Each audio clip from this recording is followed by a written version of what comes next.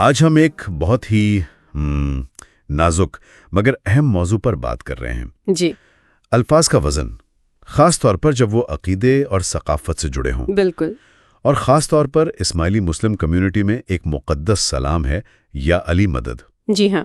اس کے مختصر نام یام کے استعمال پر ہم آج ذرا گہرائی میں بات کریں گے۔ جی، اور ہماری یہ گفتگو جو ہے یہ ڈاکٹر ابو علی عزیز جو ایک محترم مشنری ہیں، ان کے ایک پیغام پر مبنی مضمون سے لی گئی ہے۔ اچھا، وہ اس مضمون میں بہت زور دیتے ہیں کہ یہ اختصار یعنی یام استعمال نہ کیا جائے۔ تو آج کا مقصد بس یہی سمجھنا ہے کہ کچھ الفاظ صرف حروف نہیں ہوتے، ان میں تاریخ، عقیدت، گہرے معنی سب کچھ ہوتا ہے۔ بالکل، اور ان کا پورا احترام کیوں ضروری ہے۔ تو آئیے اس نقطے کو کھولتے ہیں۔ جی، تو ڈاکٹر عزیز کی جو بنیادی دلیل ہے وہ کیا ہے؟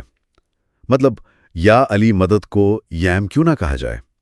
ان کا موقف تو بہت واضح ہے۔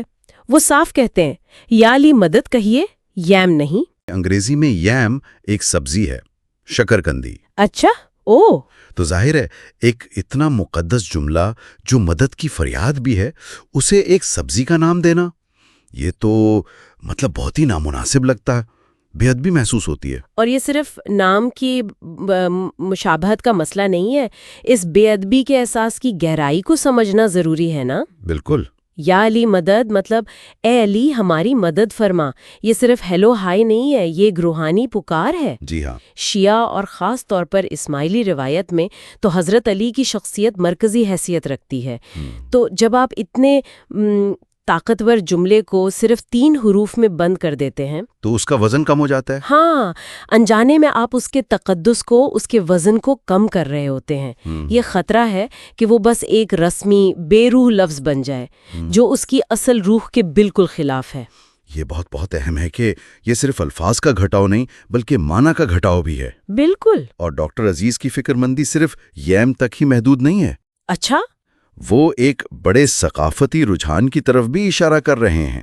یعنی جو ہمارے روایتی مذہبی سلام ہیں وہ انہیں دینی جیسچر کہتے ہیں۔ دینی جیسچر دلچسپ اصطلاح ہے۔ ہاں، تو ان کی جگہ اب سیکولر سلام جیسے ہائے یا ہے زیادہ استعمال ہو رہے ہیں۔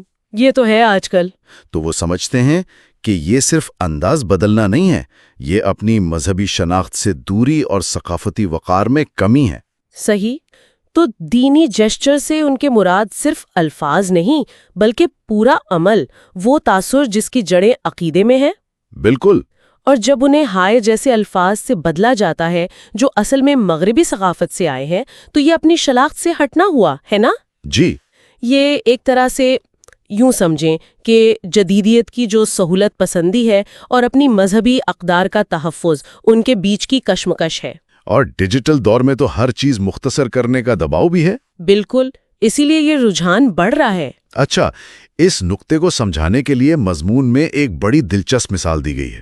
اچھا، وہ کیا ہے؟ سوچئے، آپ کسی بزرگ کے پاس جائیں اور وہ آپ کو پوری دعا مولا آپ کو سخی سلامت آباد رکھے جی دینے کے بجائے اس کا مخفف بنا کر کہیں میسر۔ میسر؟ کیسا لگے گا یہ؟ ہاں، کیسا لگے گا؟ کیا دل سے آمین نکلے گی؟ نہیں، بالکل نہیں۔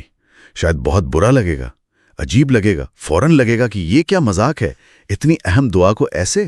یہی تو۔ یہ مثال تو واقعی بہت طاقتور ہے، یہ ایک دم سے آئینہ دکھا دیتی ہے۔ بالکل، یہی تو وہ تضاد ہے جس کی طرف اشارہ ہے کہ ہم خود تو ایسی مختصر دعا قبول نہیں کریں گے، نہیں، لیکن فیس بک پر، واٹس ایپ پر چند سیکنڈ بچانے کے لیے ہم خود ہی YAM لکھ دیتے ہیں، یا MAM یعنی مولا علی مدد۔ صحیح کہا۔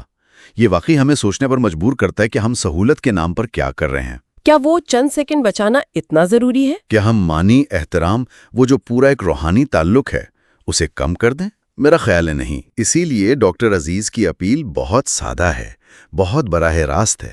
کیا کہتے ہیں وہ؟ کہ یا علی مدد، یا مولا علی مدد مکمل کہیں، مکمل لکھیں۔ یہ لگتا چھوٹا سا عمل ہے، لیکن یہ ہماری ثقافت، ہمارے سلام کی روح، اس دعا کے اصل مقصد کو زندہ رکھنے میں اہم قدم ہے۔ یہ ایک شعوری کوشش ہے نا، کہ الفاظ کو ان کا پورا حق دیں۔ بالکل۔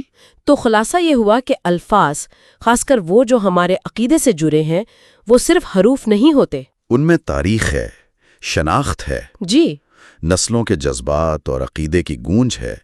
ڈاکٹر عزیز کا پیغام دراصل ہمیں یاد دلا رہا ہے کہ اپنی روزمرہ کی بات چیت میں زیادہ محتاط رہیں، زیادہ باشعور ہوں۔ یقیناً۔ کچھ الفاظ اور جملے واقعی اس لائق ہوتے ہیں کہ انہیں پورے احترام، پوری توجہ سے مکمل ادا کیا جائے۔ ان کی قدر ان کی کاملیت میں ہے۔ اور یہ بات ہمیں ایک قدم آگے بھی سوچنے پر مجبور کرتی ہے۔ وہ کیسے؟ دیکھیں، اس مخصوص سلام سے ہٹ کر بھی کیا ہماری روزمرہ کی گفتگو میں، ہماری تحریروں میں اور بھی ایسے پہلو ہیں جہاں ہم شارٹ کٹ کے چکر میں، مطلب رفتار کے نام پر، معنی کی گہرائی کو نظر انداز کر رہے ہیں؟ ہاں، یا ثقافتی نزاکتوں کو، یا الفاظ کی جو تاریخی اہمیت ہے اسے؟ آج کل جب ہر چیز کو چھوٹا کرنے کا رجحان ہے تو یہ سوال اہم ہو جاتا ہے۔ کہیں اس عمل میں ہم کچھ قیمتی چیزیں کھو تو نہیں رہے؟ بالکل، یہ ایک سوچنے لائق نقطہ ہے، اس پر غور کرنا چاہیے۔